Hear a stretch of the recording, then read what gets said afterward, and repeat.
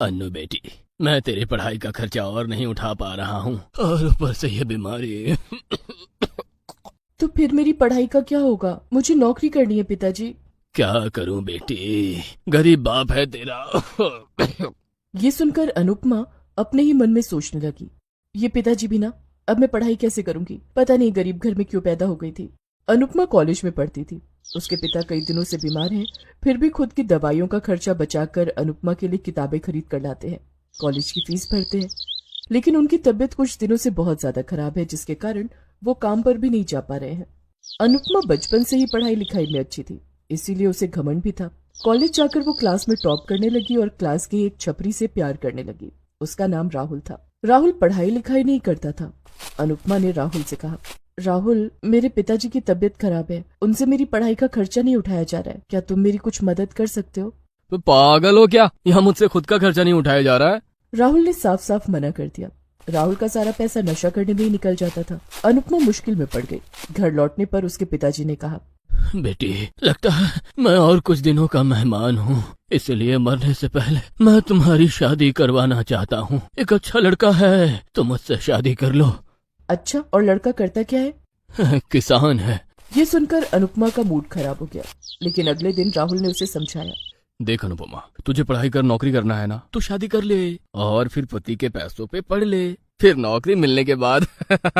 तुझे पता है ना मैं क्या बोल रहा हूँ। अनुपमा सब कुछ समझ गई। उसने घर जाकर शादी के लिए हाँ कर दिया। गांव के किसान बिरजू के साथ अनुपमा की शादी हो गई और उसके बाद अनुपमा के पिता का देहांत हो गया। बिरजू अपनी माँ के साथ रहता था। बिरजू की माँ अलका बहुत अच्छी इंसान थी। उन्होंने अनुपमा को अपना लिया। बहू, तुम आज से इस घर की बहू नहीं हो, इस घर की बेटी हो बेटी। वो सब तो ठीक है माँ जी, लेकिन मैं घर का काम नहीं कर सकती, मुझे पढ़ाई करनी है। हाँ हाँ, बिरजू ने मुझे बताया है। हाँ अन्नू, तुम पढ़ाई करो, खर्चा मैं उठाऊंगा। अनुपमा फिर से कॉलेज जाने लगी और पढ़ाई करने लगी। अलका घर के काम करती रही। एक दिन अनुपमा बिस्तर पर सोई हुई थी, तभी अलका ने उससे कहा, बहू, अभी तो तुम पढ़ाई नहीं कर रही हो, रसोई में थोड़ा मेरा हाथ बटा दोगी? मेरी तबीयत कुछ ठीक नहीं लग रही है। ये सुनकर अनुपमा गुस्सा हो गई। मैं यहाँ ये सब करने नहीं आई हूँ। तबीयत खराब है तो क्या हुआ, खाना बनाइए और मुझे खिलाइए। अन्नू, तुम माँ से ऐसे कैसे बात कर रही हो? बिल्कुल सही कर रही हूँ। तुम्हारी माँ को बता दो कि आगे से मुझे कोई काम करने के लिए ना कहे। बिरजू और अलका शांत हो गए। घर के अंदर अनुपमा का हुक्म चलता रहा। एक दिन अनुपमा को कॉलेज निकलने में थोड़ी देर हो गई। कॉलेज पहुंचकर अनुपमा ने देखा कि राहुल किसी और लड़की के साथ हंस हंस कर बात कर रहा है। अनुपमा के सामने जाते ही वो लड़की भाग गई। अनुपमा ने राहुल से कहा, वो लड़की कौन थी और मुझे देखकर भाग क्यों गई? अरे वो कोई नहीं, दोस्त थी, मुझसे पढ़ाई के बारे में बात कर रही थी। तुम और पढ़ाई? क्यों, मैं पढ़ाई नहीं कर सकता क्या? मुझ पर डाउट मत करो अनु, तुम किसी और से शादी कर सकती हो और मैं किसी और लड़की से बात भी नहीं कर सकता। हाँ, अनुपमा चुप हो गई। वो राहुल के प्यार में पागल थी। उस दिन कॉलेज के प्रोफेसर ने कहा, सुनो सब लोग, तुम्हारे लिए एक खुशखबरी है। हम कॉलेज से एक हफ्ते के लिए घूमने जा रहे हैं और उसके लिए तुम सबको 10-10 हजार रुपए सबमिट करने होंगे। राहुल ने अनुपमा से पूछा, अनु, जाओगी ना घूमने? हमारी सुहागरात हो जाएगी। जाने की इच्छा तो है, लेकिन पैसे कहाँ से लाऊं? क्यों, अपने पति से कहो। चलो ना अनु, बहुत मजा आएगा। अनुपमा ने घर लौटकर बिरजू से कहा कि उसे पढ़ाई करने के लिए एक हफ्ता बाहर जाना है और उसके लिए उसे पैसे चाहिए। लेकिन मेरे पास 10,000 रुपए कहाँ से आएंगे? मैं गरीब हूँ अन्नू। वो तो तुम्हें शादी से पहले सोचना चाहिए था। मुझे कुछ नहीं पता, मुझे पैसे चाहिए। ठीक है, तुम्हारी पढ़ाई जरूरी है, मैं कुछ करता हूँ। बिरजू ने अपनी जमीन का एक हिस्सा गिरवी रख दिया और उन पैसों से अनुपमा राहुल के साथ घूमने चली गई। अलका ने बिरजू से कहा, बेटा, वो जमीन ही हमारा आखिरी भरोसा है, वो भी अगर चली जाएगी तो हम खाएंगे क्या? अरे चिंता क्यों कर रही हो माँ, अन्नू को नौकरी मिल जाएगी तो वो जमीन छुड़ा लेगी ना। अन्नू दिल की अच्छी है माँ, आप निश्चिंत रहो। बिरजू ने अपनी माँ को मना लिया। 10 दिन बाद अनुपमा घूम कर आ गई। अब उसे नई किताबें चाहिए थी। उसने बिरजू से मांगा। बिरजू ने कुछ पैसे उधार लेकर नई किताबें खरीदी। ऐसे ही अनुपमा की पढ़ाई के लिए बिरजू ने बहुत से लोगों से पैसा उधार ले लिया। वो लोग उसे धमकाने लगे, अरे बिरजू, पैसे लेने का टाइम तो ले लिया, लेकिन चुकाएगा कैसे? मुझे बस कुछ वक्त दे दीजिए साहब, मेरी बीवी को नौकरी मिल जाएगी और उसके बाद हम धीरे धीरे करके सब कुछ चुका देंगे। बिरजू को अनुपमा पर भरोसा था, लेकिन अनुपमा बस अपने बारे में सोच रही थी। देखते ही देखते अनुपमा का कॉलेज खत्म हो गया और उधर बिरजू ने सारी जमीन गिरवी रख दी। लेकिन फिर भी अनुपमा का मन नहीं भरा।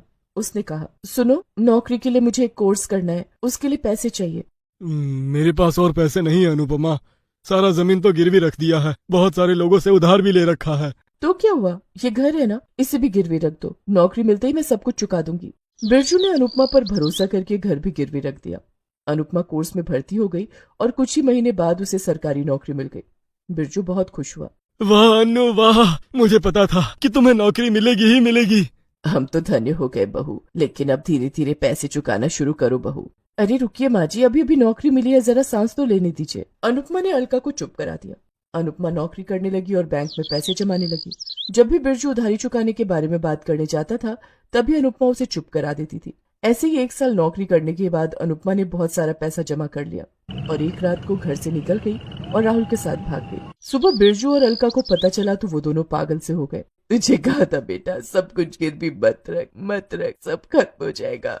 क्या करूं माँ, मैंने तो प्यार किया था, भरोसा किया था अनुपमा पर। बिरजू ने जिनसे उधार लिया था वो लोग आकर बिरजू और अलका को मारने लगे। उन दोनों को घर से निकाल दिया।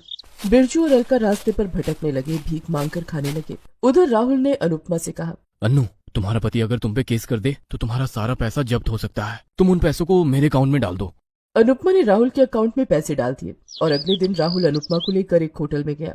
अन्नू, ये पानी पी लो और थोड़ा सो जाओ, मैं कुछ देर में लौटता हूँ। अनुपमा पानी पीकर सो गई। उसे बहुत तेज नींद आ गई। राहुल चला गया। असल में उस पानी में नींद की गोली मिलाई गई थी।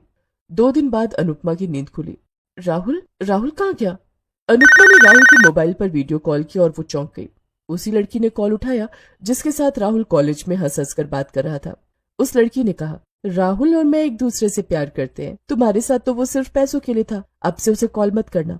अनुपमा के सर पर जैसे आसमान टूट पड़ा। क्या धोखा? मेरे साथ धोखा हुआ है। अनुपमा रोने लगी, लेकिन वो किसके पास जाती? राहुल के लिए उसने अपनों से धोखा जो किया था। वो रास्ते पर चली गई और तभी उसने अलका और बिरजू को देखा। वो उन दोनों के पास चली गई और माफी मांगने लगी। उसने सब कुछ बताया।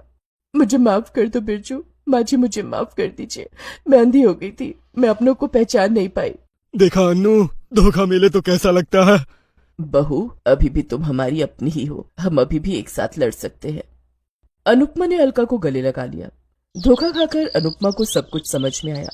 वो तीनों किराए के घर में रहने लगे और नौकरी करके अनुपमा पैसे चुकाने लगी। कुछ ही साल में उसने पूरा उधार चुका दिया। बिरजू को घर और जमीन वापस मिल गया। वो फिर से खेती बाड़ी करने लगा और अनुपमा नौकरी करने लगी।